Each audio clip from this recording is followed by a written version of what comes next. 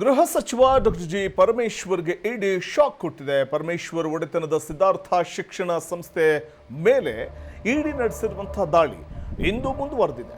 ನಿನ್ನೆ ರಾತ್ರಿ 10 ಗಂಟೆಯಾದರೂ ಪರಿಶೀಲನೆಯನ್ನ ಇಡಿ ಅಧಿಕಾರಿಗಳು ನಡೆಸಿರುವಂಥದ್ದು. 3 ಸಿದ್ಧಾರ್ಥ ವಿದ್ಯಾಸಂಸ್ಥೆಗಳ ಮೇಲೆ ದಾಳಿಯನ್ನ ಜಾರಿ ನಿರ್ದೇಶನಾಲಯದ ಅಧಿಕಾರಿಗಳು ನಡೆಸಿದ್ದಾರೆ. ನಿರಂತರವಾಗಿ ದಾಖಲೆ ಪರಿಶೀಲನೆಯಲ್ಲಿ ಅಧಿಕಾರಿಗಳು ತೊಡಗಿರುವಂಥದ್ದು.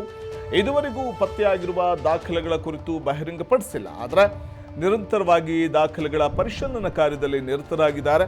ಗೃಹ ಸಚಿವ ಪರಮೇಶ್ವರ್ಗೆ ನಿನ್ನೆ ಇಡಿ ಶಾಕ್ ಕೊಟ್ಟಿದೆ. ಸಚಿವ ಪರಮು ಒಡೆತನದ ಶಿಕ್ಷಣ ಸಂಸ್ಥೆಗಳ ಮೇಲೆ ಜಾರಿ ನಿರ್ದೇಶನಾಲಯ ರೇಡ್ ಮಾಡಿದೆ.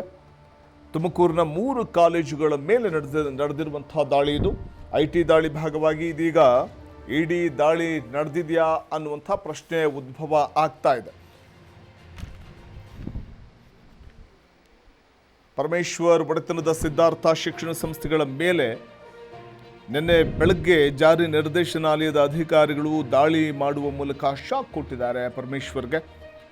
ಮರಳೂರು ದಿನ್ನಿಯಲ್ಲಿರುವಂಥ SSIT ಎಂಜಿನಿಯರಿಂಗ್ ಕಾಲೇಜು, ತುಮಕೂರಿನ ಹೆಗ್ಗೆರೆ ಹಾಗೂ ಟಿ ಬೇಗೂರು ಬಳಿ ಇರುವಂಥ ಮೆಡಿಕಲ್ ಕಾಲೇಜಿನ ಮೇಲೆ ಇಡಿ ಅಧಿಕಾರಿಗಳ ತಂಡ ದಾಳಿಯನ್ನು ನಡೆಸಿ ಮಾಹಿತಿಯನ್ನು ಕಲೆ ಹಾಕಿದ್ದು ದಾಖಲೆಗಳ ಪರಿಶೀಲನಾ ಕಾರ್ಯದಲ್ಲಿ ನಿರತವಾಗಿದೆ.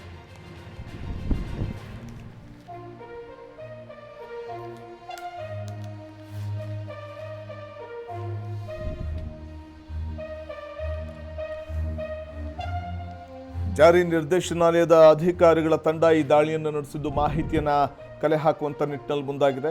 2019ರಲ್ಲಿ ಸಿದ್ಧಾರ್ಥ ಶಿಕ್ಷಣ ಸಂಸ್ಥೆಗಳ ಮೇಲೆ ಆದಾಯ ತೆರಿಗೆ ಇಲಾಖೆ ದಾಳಿಯನ್ನು ನಡೆಸಿತ್ತು. ಆ ದಾಳಿ ವೇಳೆ ಡಾಕ್ಟರ್ ಜಿ ಪರಮೇಶ್ವರ್ ಅವರ ಆಪ್ತ ಸಹಾಯಕರೊಬ್ಬರು ಆತ್ಮಹತ್ಯೆಗೆ ಶರಣಾಗಿದ್ದಂಥ ಒಂದು ಪ್ರಸಂಗ ಕೂಡ ನಡೆದಿತ್ತು. ಇದಾದ ಬಳಿಕ ದಾಳಿ ಪ್ರಕ್ರಿಯೆ ಸ್ಥಗಿತಗೊಂಡಿತ್ತು. ಆ ನಂತರದಲ್ಲಿ ಈಗ ನೀಟ್ ಮತ್ತು CET ಫಲಿತಾಂಶ ಪ್ರಕಟವಾಗುವ ಮುನ್ನವೇ ಜಾರಿ ನಿರ್ದೇಶನಾಲಯದ ಅಧಿಕಾರಿಗಳು ದಾಳಿಯನ್ನು ನಡೆಸಿರುವಂಥದ್ದು. ಇನೋವಾ ಕಾರುಗಳಲ್ಲಿ ಬಂದಂಥ 40ಕ್ಕೂ ಹೆಚ್ಚು ಅಧಿಕಾರಿಗಳು 2 ಪ್ರತ್ಯೇಕ ತಂಡಗಳಾಗಿ ಸಿದ್ಧಾರ್ಥ ತಾಂತ್ರಿಕ ಮಹಾವಿದ್ಯಾಲಯ ಹಾಗೂ ಸಿದ್ಧಾರ್ಥ ಮೆಡಿಕಲ್ ಕಾಲೇಜುಗಳ ಮೇಲೆ ದಾಳಿಯನ್ನು ನಡೆಸಿದ್ದಾರೆ. ನಿನ್ನೆ ಬೆಳಗ್ಗೆ ನೇರವಾಗಿ ಕಾಲೇಜಿನ ಅಡ್ಮಿನ್ ಬ್ಲಾಕ್ಗೆ ತೆರಳಿ ದಾಖಲೆಗಳ ಪರಿಶೀಲನಾ ಕಾರ್ಯದಲ್ಲಿ ಕೂಡ ನಿರತರಾಗಿದ್ದರು.